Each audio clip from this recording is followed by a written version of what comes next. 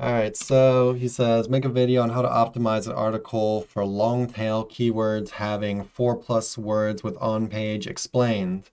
There's, so I mean, I don't really understand. Personally, so I wouldn't optimize an article specifically for long tail keywords. I would go after the main targeted keywords that I'm going after, and then have a list of keywords, long tail keywords that I would probably include in that article to help with keyword density.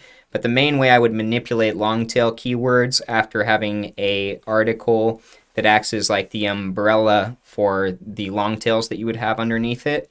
I would mainly do that using anchors from backlinks, and then sprinkle them into your content as well, so that there is some keyword density in there. But that's just personal. Um, What are you looking so, for? so I'm just gonna, so how I would go about this is, first I would actually search for the long tail keyword on Google to see what kind of sites are ranking, or what kind of pages or what kind of articles are ranking for it. So, what's a long tail keyword I can do? Um, Um, Best shoes for running outside. Running in the rain. Say running in the No, rain. nice. You throw it on here. All right, so there we go. The first thing I would do is, you have your long tail keyword and actually search for it on Google and then look at the articles that are popping up. And so what you would want to find here, or what the information you're looking for is, okay, is it a more general article where shoes for running in the rain is basically just one part of it? Or is there an entire articles that are just about running shoes in the rain ranking? Is it like its own entity, basically, right? Um, and so then if you see like right here, you can see their URL at the bottom, best waterproof running shoes for rain, best running shoes for rain, waterproof running shoes, how to dress for rainy runs. So you can see right here that this long tail keyword, basically people are targeting it with its own page, right? So you wouldn't need a bigger article where best running shoes in the rain is just one small part of it. You could actually make your entire article about that, and you could optimize the page for it just like you would with any other page.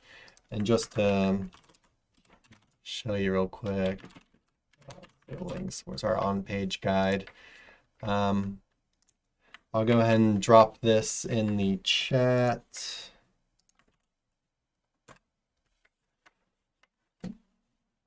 Yeah, this is our on-page guide. And so from here, the way you optimize it would just be for the way you would for any other page. And so just to give you a quick summary of it, you can read the article for a more in-depth answer. But things that you would want to optimize, or you could optimize for, the domain name itself, which you probably have something that's more about shoes. So we'll go and not count that one, unless you want to buy a whole domain Yeah. for running shoes in the rain, right?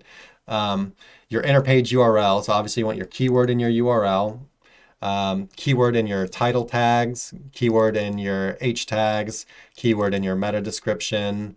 And so, and not only do you want your keyword in those spots, but you want keyword variations. So you don't want the same keyword on the URL, the title tag, and the H1 or the H2. Right. You want to switch it up a bit, so best running shoes for the rain,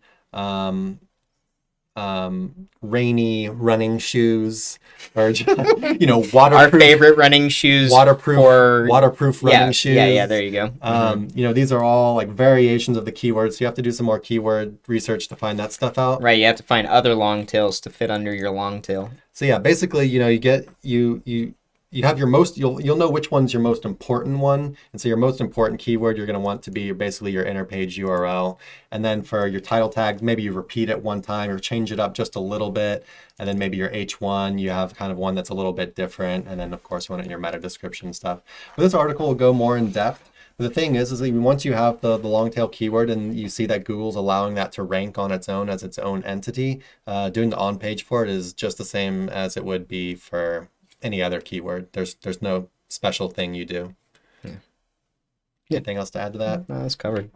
Cool. Hey everybody, thanks for watching. Be sure to check the description below for links to our blog for more info on this topic, along with a bunch of other cool stuff like case studies, our Facebook community, and our link building services. And like always, remember to like, comment, subscribe, and turn on the notification bell if you enjoyed the video. Thanks and happy ranking.